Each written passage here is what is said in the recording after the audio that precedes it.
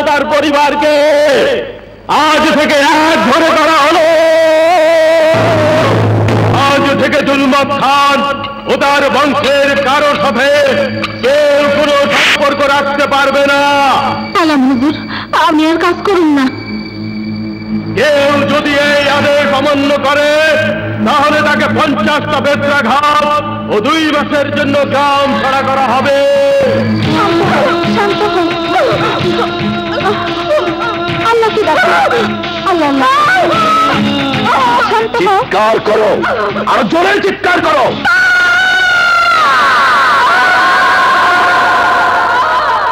মা, কি হয়েছে?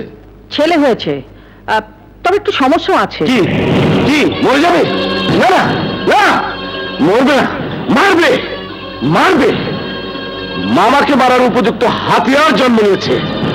জব্বার, তোর বউ বিজয় চৌধুরীকে মারার পথ উপহার দিল। উপহার। তাই সেই খুশিতে আমরা ফুর্তি করব, ফুর্তি। জমিদার বংশের একমাত্র কর্তা এখন উনি। তার নামে হয়ে ভাগ্নিকে দেখতে যাওয়া ওনার কর্তব্য।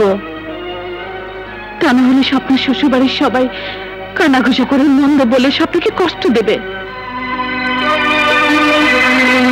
কিন্তু বোনের কষ্ট দূর করতে গিয়ে হুজুরের উপর বিপদ আসতে পারে।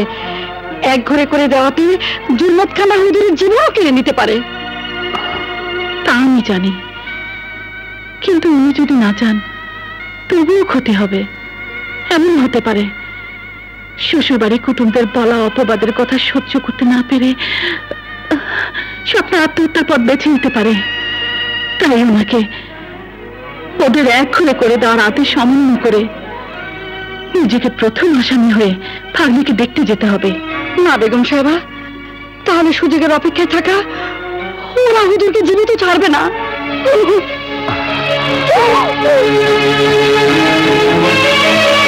স্বপ্না, স্বপ্ন, বোন আমার, দাঁড়া। বোন আমার,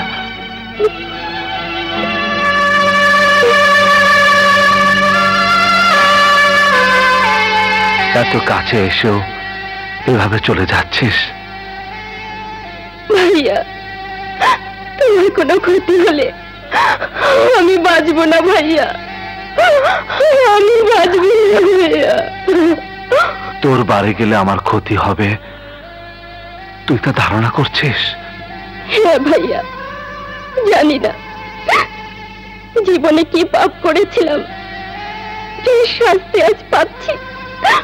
আর তাই তোমার মতো মহিন ভাইয়ের ক্ষতি করার জন্য একটি অমঙ্গলের দিনে জন্ম নিয়েছে আমার ছেলে।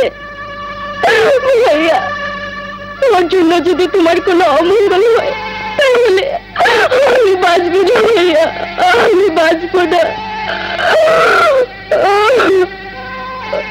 এত ভয় করিস না লক্ষ্মী বোন আমার। আমাকে রক্ষা করার জন্য বাবা মায়ের দেওয়া দয়াল মুর্শিদের তাবিজটা যথেষ্ট। আরে তুই আমার কলিজার টুকরার বোন। আরে তোর জন্য যদি আমার জীবনও যাবে, আমি তোর বাড়িতে যাব, তোর ছেলেকে দেখে আসবো ইনশাআল্লাহ।